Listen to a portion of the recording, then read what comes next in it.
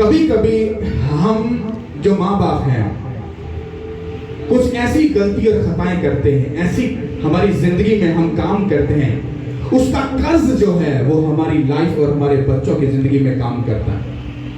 हमारे बच्चों को इन चीज की बिल्कुल नॉलेज नहीं होती। वो बेचारे प्रेयर करके, फास्टिंग करके, बाइबल पढ़ के वो बेचारे थक जाते हैं, पर वो अपनी शर्मिंदगियों से कभी बाहर नहीं आते। रीजन क्या? माँ बाप का कर्ज उनकी लाइफ में काम करता है।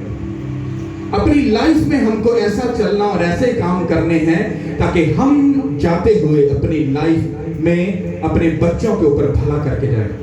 आपकी कोख में आने वाला जो फल है, अगर आज आपने अपने आप को उसके हाथ में नहीं दिया, आपके आने वाला जो बीज है, शैतान उसकी तैयारी कर बैठा है उसको खराब करने के लिए, अगर आपको नॉलेज हो तो।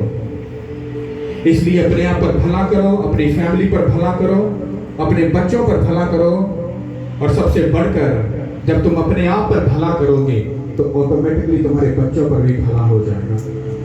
ये बहुत सेंसिटिव बात है कलीसिया, क्योंकि जो वक्त चल रहा है, अब दिन अच्छे नहीं आएंगे, अब दिन बुरे ही आएंगे, क्योंकि बाइबल का ये एक कॉल है, उसकी प्रोफेसी है। तो याद रख लो, बाइबल कहती है काल आए, वबा चले, तलवार चले, पर मेरे लोग क्या करेंगे? वो हंसेंगे। पर हंसेंगे कौन? जो उससे प्यार करते हैं, जो उसकी इज्जत करते हैं, जो उसकी ऑनर करते हैं, जो उसकी रिस्पेक्ट करते हैं, जो उसको पहला दर्जा देते हैं। मैं तुमको बाइबल में से प्रूफ कर सकता हूं, आज का इंसान मेरा उससे ये एक मिन्नत करके ये एक दरख्वास्त है कि वो अपनी अकल का इस्तेमाल करना छोड़ दे, क्योंकि वो अगर अपनी अकल का ज्यादा इस्तेमाल करेगा उसकी लाइफ में उसके साथ धोखा होगा। क्योंकि बाइबल कहती है खुदा ने इस दुनिया की अकल को रिजेक्ट कर दिया लाखों साल पहले। पता क्यों? क्योंकि इसी अकल ने जीसस क्राइस्ट को सामने देकर उसका इनकार कर दिया। सोचो, जो बाइबल के पढ़े लिखे लोग थे, जो हैकल के सबसे माने ताने लोग थे, जो पास्टर थे, जो बिशप थे, जो अपोस्टल थे, जो सब उस वक्त के फकीर फरीसी थे, मान लो जीसस क्राइस्ट को सामने देखकर उनकी अकल बंद हो गई थी और उन्होंने जीसस क्राइस्ट का इनकार कर दिया। पता क्यों? क्योंकि वो समझते थे जो हमारी अकल और सोच है वो सही है, और उन्हीं का वो कर्ज आज तक उनकी लाइफ, उनके बच्चों, उनकी नस्लों में वो काम कर रहा है। हालेलुया। देखो यहूदी कौम को, उनके लोगों को जो अभी जाकर जो बहाल हुए हैं, जब वो बहाल हुए तो अभी भी वो एक कर्ज में हैं, क्योंकि जब तक जीसस क्राइस्ट आएंगे उससे पहले वो उस मसीहा को कबूल करेंगे जो झूठा नबी है, वो उसको कबूल करेंगे। और जब वही उसको उनको सताएगा, उनके बच्चों को सताएगा, उनके घरानों को सताएगा, उनको भूखा मारेगा, फिर उनको अकल आएगी और कहेंगे हाँ खुदावन नहीं, ये वो मसीह नहीं जो आने वाला था। फिर वो खुदा को दुहाई देंगे, वो खुदा को चीखो पुकार करके पुकारेंगे, और फिर बाइबल कहती है खुदा अपने लोगों की आसमान से आवाज को सुनेगा और बाइबल का वो कॉल पूरा होगा कि हर एक घुटना उसके आगे झुकेगा, हर एक घुटना उसके आगे झुकेगा। जब वो घुटना झुकेगा, जब वो मानेंगे कि खुदावन ही खुदा है, तो तब जीसस क्राइस्ट आ जाएंगे। हालेलुया। कितनों को मेरी बात समझ आ रही है? अपने हाथों को हिलाओ और बोलो थैंक यू जीसस। अपने हाथों को हिलाओ और बोलो थैंक यू जीसस। अपने हाथों को हिलाओ और बोलो थैंक यू जीसस। अपने हाथों को हिलाओ, thank you Jesus. Hallelujah. Thank you Lord. Separate करो, एक मिनट आंखों को बंद, बाइबल को निकालो। Thank you Lord. आपने इस कलाम को गौर से सुनना और समझना है। हालेलुया। थैंक यू लॉर्ड जी।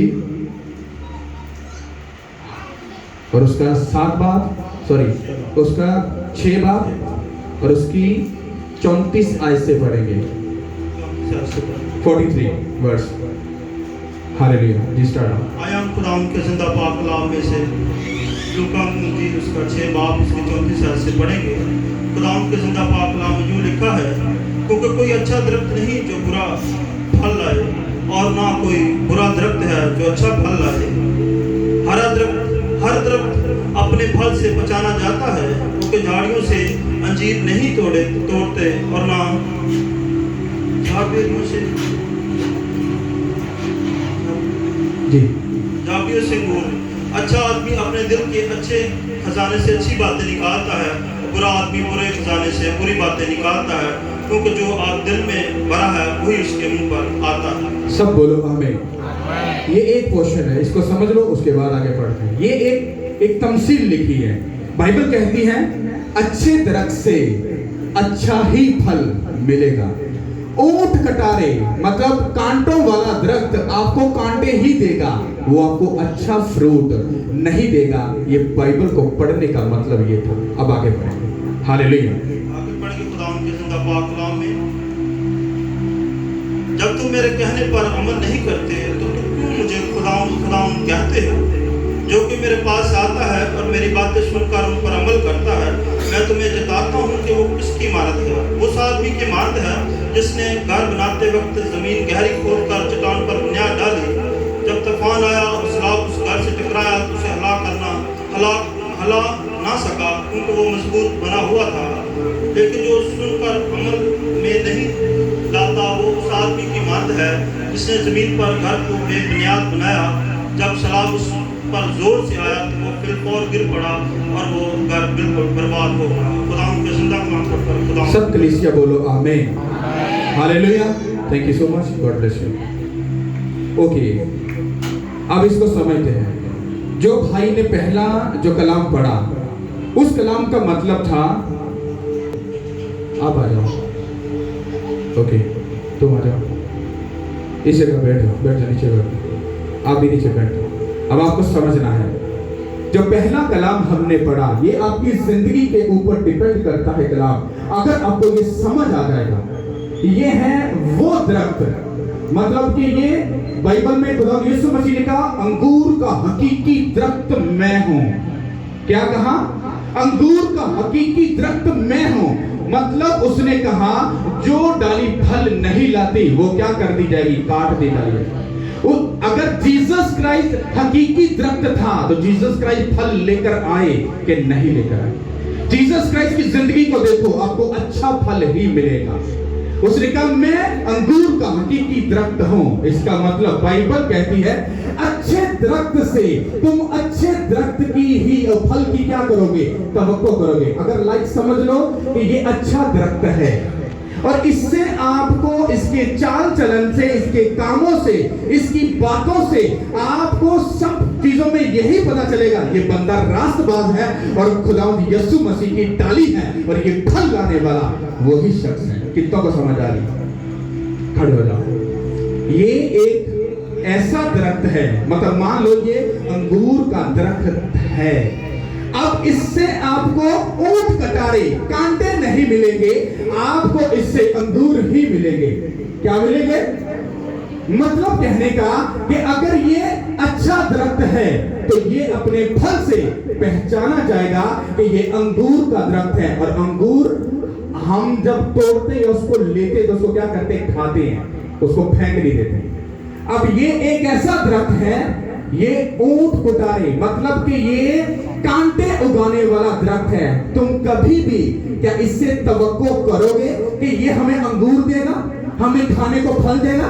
तुम कहोगे नहीं, ये हमें हमेशा कांटे ही देगा और हमें इसको अपनी जिंदगी से निकाल कर क्या करना है? फेंक देना है, अपने घर से क्या कर देना है? दूर कर देना। समझ आ रही है? अब ये तमसील जो जीसस क्राइस्ट ने दी वो आप लोगों के ऊपर दी। उसने कहा अगर तुम अच्छे दरख्त हो, अगर तुम मेरे उस डालियों से जुड़े हुए अच्छे इंसान हो तो तुम्हारे चाल चलन से तुम अच्छा ही फल लाओगे। अच्छे फल का मतलब क्या है? तुम प्रेयर करने वाले होगे, तुम फास्टिंग करने वाले होगे, तुम गुनाह में मुब्तला नहीं होगे, तुम फास्टिंग करने वाले, प्रेयर करने वाले, बाइबल पढ़ने वाले और अपना वक्त बोने वाले होगे। और तुम अपने फलों से पहचाने जाओगे कि तुम एक अच्छा दरख्त हो। अगर आप लोग बुरे हो तो आपको खुद को मालूम है कि मुझसे ऊंट कटारे ही निकलने, मुझसे कांटे ही निकलने। इसका मतलब क्या है? कई लोग दूसरे बुरे लोग को देख क्या कहते हैं?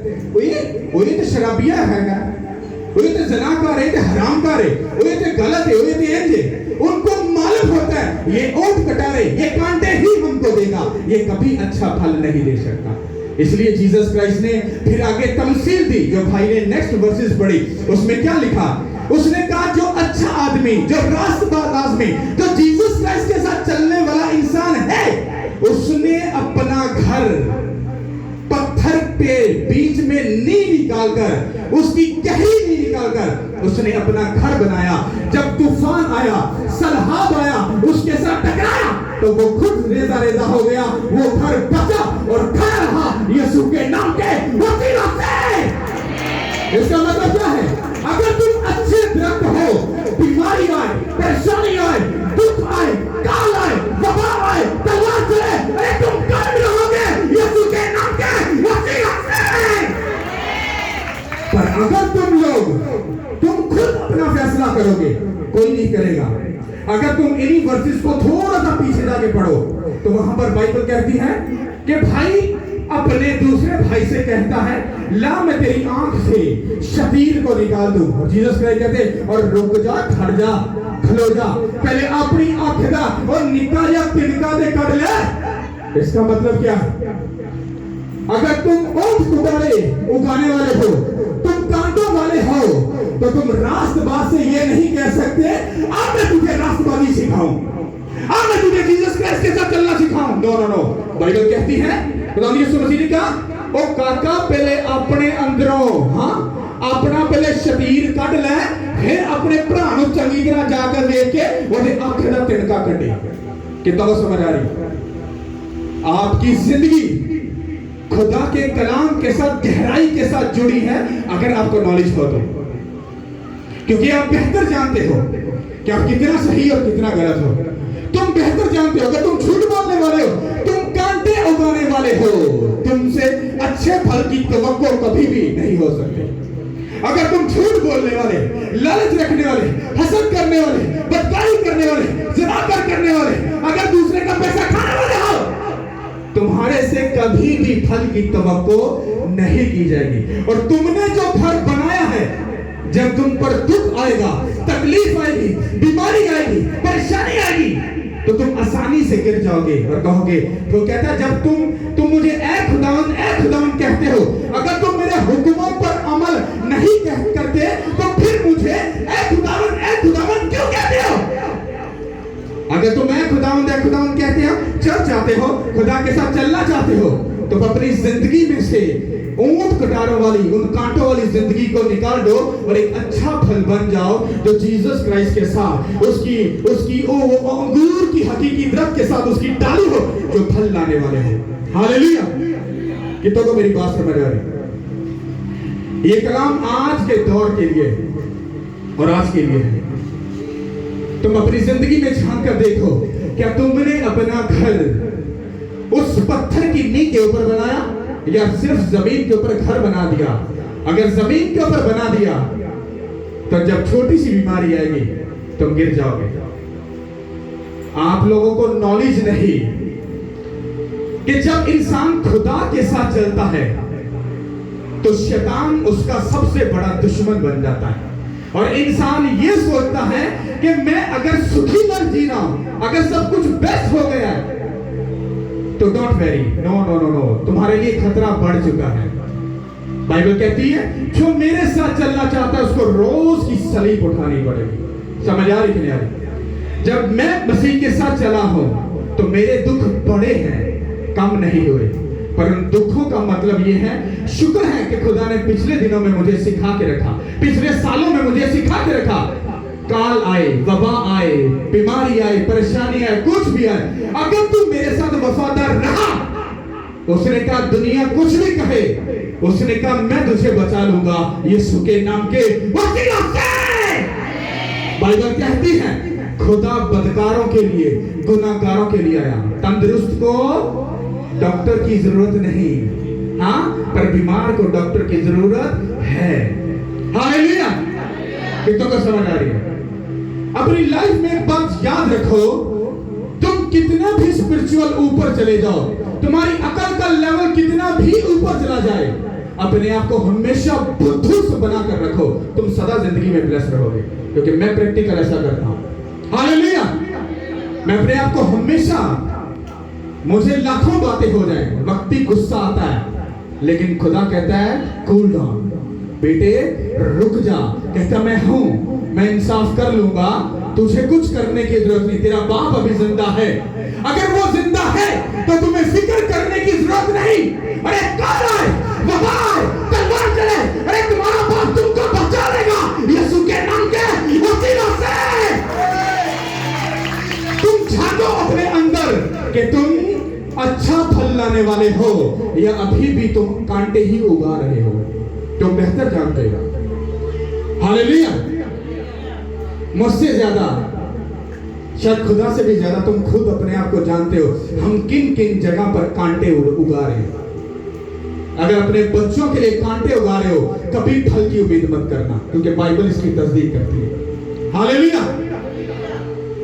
अगर तुम खुद एक बुरा बीज बो रहे अपनी जिंदगी में, तो अपने आप से कभी भी अच्छे फल की उम्मीद कभी मत करना। बाइबल कहती जान देने तक वफादार रहो तो मैं तुम्हें जिंदगी का क्या दूंगा, ताज दूंगा। इसका मतलब क्या है? जान देने तक। इसका मतलब है कि तुम्हारी जिंदगी में हमेशा के लिए कहीं ना कहीं तुम गिर सकते हो, तुम डाउन हो सकते हो, शैतान गेम खेल सकता है, पर तुम खड़े और अड़े रहना। Hallelujah, hallelujah. एक बात याद रखो, जो असली सिस्टम होता है, शैतान को नफरत है उन चीजों से और उन जगहों से। मैंने देखा है। हालेलुया। जब हमने ब्रांच की ओपनिंग करनी थी तो शैतान इतना दुखी था। हमने सब सेटअप लगा लिया, सब कुछ ऐसे वंडरफुल और ब्यूटीफुल मतलब सेटअप लगा लिया, और ऊपर से मतलब कॉल आ गई है सचो की कि भाई साहब आपसे रिक्वेस्ट है कि प्लीज मीटिंग मत करो, हालात खराब है। तो हमें रोकना पड़ेगा, और हमने इसको रोका। अभी भी वो परमिशन नहीं दे रहे, अभी कह रहे हैं कि नहीं जी रुको, अभी ऐसा है, कुछ ऐसा है, कुछ ऐसा है। कितना को समझ आ रही है? हालेलुया। ये भी काम एक लेवल पे जा रहा था और शैतान ने ऐसी गेमें खेली बीच में। हाँ, डोंट वरी, खड़े और अड़े। हाँ, खुदा सब कुछ बेस्ट करेगा। हालेलुया। जब तुम एक बात, बाइबल कहती दो शख्स जब जमीन पर एक बात पर मुत्तफिक हो जाते हैं और इरादा कर लेते हैं कि मुझे ये करना है, तो वो फिर हो जाता है। हालेलुया। अब मैं और खुदावंद हमने एक इरादा तो कर लिया है। हाँ, आगे तो जाना है चाहे कुछ भी हो। हाँ, दुनिया चाहे कुछ भी कहे, आई डोंट केयर, बस खुदा की नजर में बुरा मत बनना, जिंदगी सदा के लिए ब्लेस्ड हो जाएगी। हालेलुया। खुदा अगर साथ है तो किसी चीज का दुख नहीं, खुदा साथ नहीं पर दुनिया सब तुम्हारे साथ है, ये एक बहुत बड़ा तुम्हारे लिए खतरा है। बहुत अच्छा इंसान, उसके लिए बहुत ज्यादा खतरा होता है, क्योंकि शैतान उसके साथ ज्यादा गेम खेलता है। हालेलुया। कितनों को मेरी बात समझ आ रही? तो कौन सा दरख्त बनना है तुमको? कौन सा दरख्त? और अच्छा दरख्त तुम खुद जानते हो। अगर तुम प्रेयर नहीं करते तो भाई कंडी उगने, अगर तुम फास्टिंग नहीं कर रहे तो भाजी कंडी उगने, अगर तुम बाइबल नहीं पढ़ते, उस खुदा को नहीं समझ रहे जो तुमसे बात करना चाहता है, तो भाजी कंडिया दी उम्मीद रखना, कभी भी अच्छे फल दी उम्मीद कभी मत करना।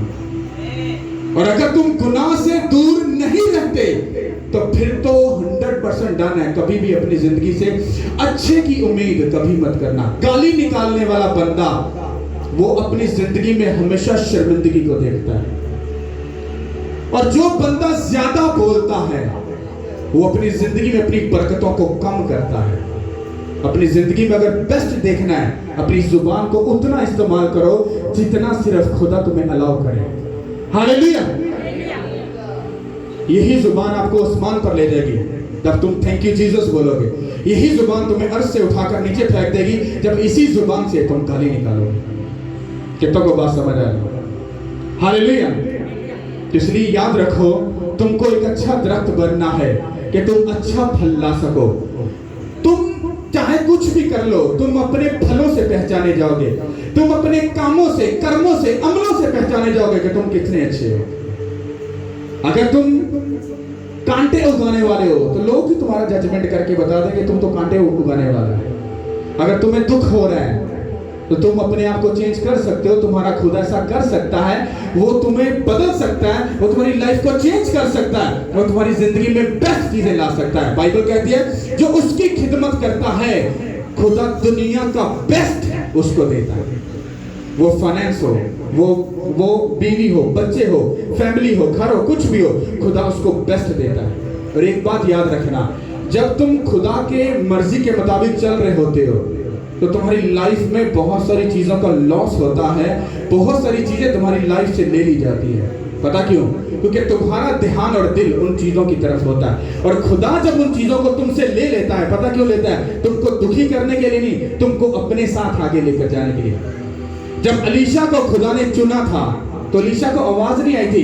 अलीशा अपनी स्पिरिट में इतना ट्यून था कि जब एली उसके पास से ऐसे चद्दर लगाकर गुजरा तो उसने कहा, मालिक मुझे बस इतना हुक्म दे, इतनी इजाजत दे दे कि मैं अपने माँ बाप को चूम लूं। उसने कहा, चल भाग जा, मैंने तुझे क्या कहा। और बाइबल कहती है कि जो अलीशा था उसने वापस जाकर अपना टोटली बिजनेस जो था वो सब खुदा को डेडिकेट करके और सब कुछ छोड़ के वो एली के पीछे चला गया था। एलिया पे कितना को समझ आ रहा। और बाइबल कहती है एलिया के अनलिमिटेड स्टूडेंट थे, उसके बहुत शागिर्द थे, पर मसा किसके हाथ में आया? किसके हाथ में? दूसरों के हाथ में क्यों नहीं आया जो पहले से शागिर्द थे? क्यों? क्योंकि अलीशा ने उसको फॉलो किया था।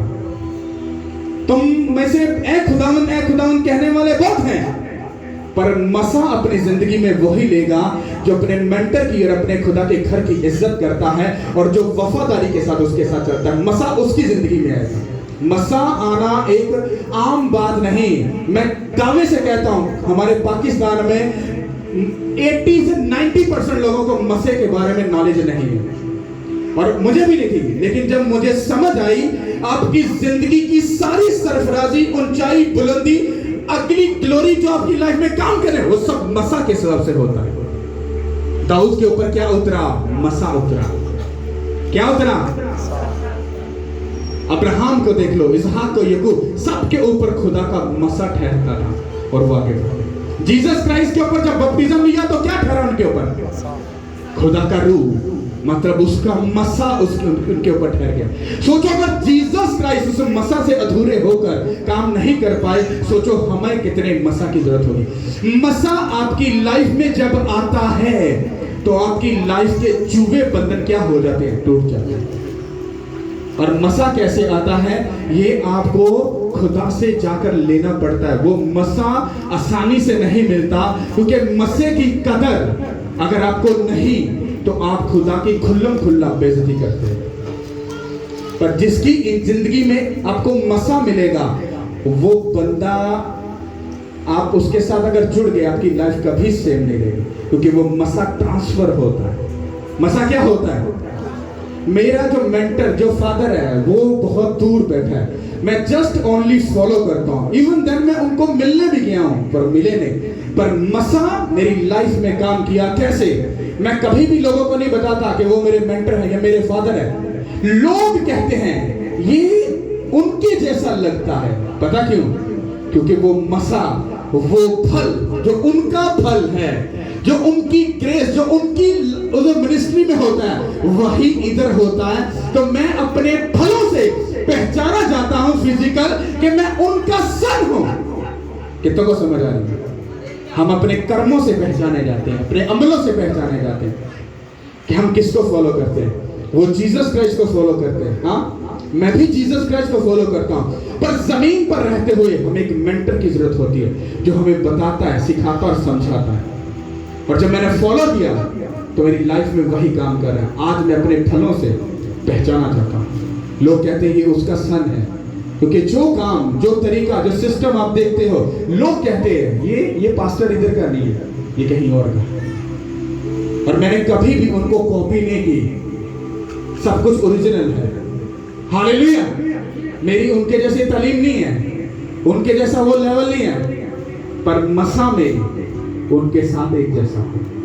हालेलुया। शागिर्द कभी भी उस्ताद से बड़ा नहीं होता, उसके जैसा होता है। बड़ा नहीं हो सकता पर उसके जैसा होता है। हालेलुया। तुम्हारी जिंदगी में मसे का होना, खुदा के फलों का होना। फल का मतलब होता है तुम्हारे अच्छे कर्म, अच्छी बातें, अच्छे अमल, कैसा खुदा के साथ चलते हो, कैसी जिंदगी गुजारते हो, कितने वफादार हो। अगर ये सब कुछ बेस्ट है तो तुम्हारी लाइफ कभी सेव नहीं रहेगी। हालेलुया। तारीफ करो उस खुदा के लिए। Thank you Lord, hallelujah. सब अपनी आंखों को बंद करो, बिल्कुल स्पिरिचुअलिटी के साथ।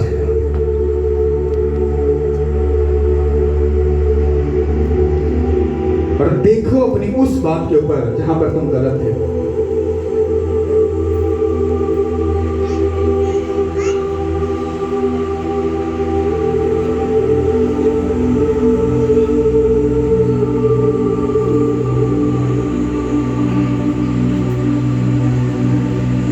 और जिस जगह पर तुम्हें लग रहा है कि हाँ हम इस जगह पर गलत हैं, वो तुम्हारी जिंदगी में कांटों को लेकर आएगा। आज उसको फेल करो, बोलो खुदा मुझे माफ कर, हम नहीं करेंगे ऐसा, नहीं बोलेंगे, नहीं ऐसा कुछ करेंगे। अभी देखो, कल देखो, परसों देखो, पास्ट में क्या किया उसको देखो, कहां से चले, कहां गिरे, कहां उठे, कितना डाउन रहे, कितना ब्लेस हुए, क्या क्या किया, सब बातों पर गौर करो। खुदा वो ऊंट कटारों वाली वो कांटों की जिंदगी हमारी जिंदगी से दूर कर। हम तेरी डाली हैं, हम फल लाएंगे, हम कटना नहीं चाहते, हम फल लाएंगे। बात करो ऐसा, खुदा से कहो खुदा माफ कर, क्योंकि आज अगर तुम वफादार हो गए तो बाइबल कहती है आखिरी दिनों में अगर काल आए, वबा आए, तलवार चले, मेरे लोग हंसेंगे। हंसोगे तुम तभी जब तुम सच्चे दिल से फल लाने वाले और वफादार लोग होगे। बोलो खुदा मुझे माफ कर, मेरी गलती और खताओं को माफ कर, मेरी कमियों को दूर कर, मेरी कमजोरियों को दूर कर, मुझे माफ फरमा। तेरा फेवर मुझ पर आए, तेरा मसा मुझ पर आए, मुझे मसे की हिकमत, अकल और दनाई बख्श ताकि मैं तेरे मसे को समझ सकूं, मैं तेरे मसे से भर सकूं, तेरे बल से, तेरी ताकत से, तेरी कुव्वत से भर सकूं। मुझे सिखा खुदा, मुझे समझा। आज मेरी जिंदगी में हर तरह के उन सुस्त जिंदगी को जो मेरी जिंदगी में कांटे उगाने वाली है, उसमें उसको जड़ों से काटता हूं आज यीशु मसीह के नाम से। खुदा मुझे माफ कर, मेरी गलती खताओं को माफ कर, मेरे बच्चों की गलती खताओं को माफ कर, मेरी कमी कमजोरियों को दूर कर। मेरी जिंदगी से हर शैतान की कमी, जो शैतान ने कमियां लेकर आया तो मेरी जिंदगी को डाउन किया, मुझसे छीना, मैं उसको फेल करता हूं शैतान को, ताकि जो कुछ उसने छीना मैं सब कुछ यीशु मसीह के नाम से वापस रिसीव करता हूं। आमीन। रिसीव करता हूं। आमीन। रिसीव करता हूं। आमीन। रिसीव करता हूं। आमीन। रिसीव करता हूं। आमीन। रिसीव करता हूं। आमीन। रिसीव करता हूं। आमीन। अपने हाथों को हिलाओ और बोलो thank you Jesus, Thank you, Jesus. अपने हाथों को हिलाओ Thank you, Jesus. और बोलो thank you Jesus, Thank you, Jesus. Thank you Jesus. Thank you, Jesus. तारीफ करो उस खुदा की।